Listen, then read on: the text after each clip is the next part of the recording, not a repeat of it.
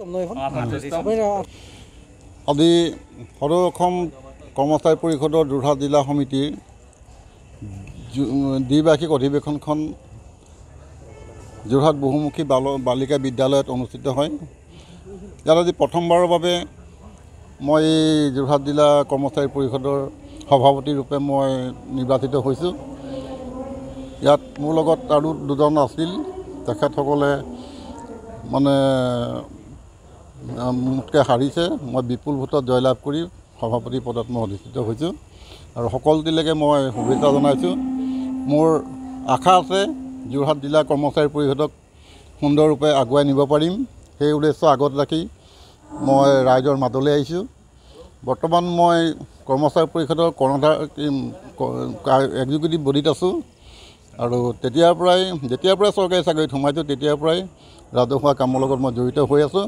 এতিয়াও যোৰহাট জিলাখনক কেনেকৈ আগুৱাই নিব পাৰোঁ তাৰ কাৰণে মই চেষ্টা কৰিম আৰু সকলোকে মই কথা দিছোঁ, মই যিমানখিনি মোৰ সাধ্য অনুসাৰে আগবঢ়াই নিব পাৰোঁ তেনেকৈ মই আগবঢ়াই লৈ যাম বুলি কথা দিছোঁ। আপোনাৰ বিভিন্ন সমস্যা আছে, আমি বিভিন্ন কৰ্মচাৰী পৰিষদে আন্দোলন কৰা আমি দেখিবলৈ পাওঁ।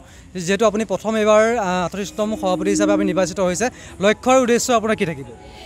প্ৰথম উদ্দেশ্য আমাৰ বৰ্তমান NPS আৰু OPSৰ মাজত যিটো আমাৰ সংঘাত চলি আছে, এই সংঘাতটো আমি কেনেকৈ দূৰ কৰিব পাৰোঁ তাৰ কাৰণে আমাৰ কৰ্মচাৰী পৰিষদৰ কেন্দ্ৰীয় সমিতিয়ে চৰকাৰৰ লগত যোগাযোগ কৰি আছে।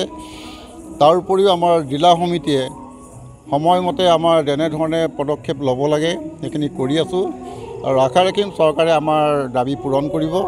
সেই উদ্দেশ্য আগত ৰাখি আমি সকলোটোকে লৈ পুৰণি সকলোকে লৈ আমি আমাৰ কামখিনি সমাধা কৰিম বুলি ভাবিছোঁ। আজি কিমানখন আঞ্চলিকে আপোনালোকে অংশগ্ৰহণ কৰিছিলে?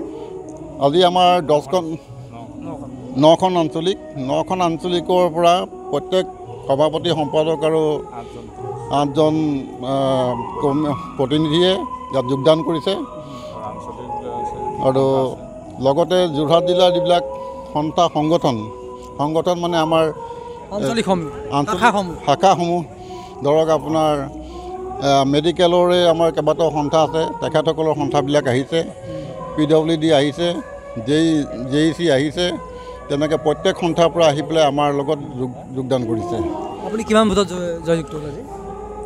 মই 187 টোটেল আমাৰ মানে হেৰি আছিলে। ভোট কিমান আছিলে? ভোট আছিলে 187, তাৰে মই 132টা পাইছোঁ, বাকী দুজন, এজনে 5-6টা পাইছে আৰু এজনে বাকীকেইটা পাইছে। মনৰ অনুভৱ কেনেকুৱা, কি ক'ব আপুনি? ভাল লাগিছে, ৰাইজে মৰম দিছে আৰু সেই মৰম আগত লৈ সকলোকে লৈ আগবাঢ়ি যাম বুলি মই আশা ৰাখিছোঁ।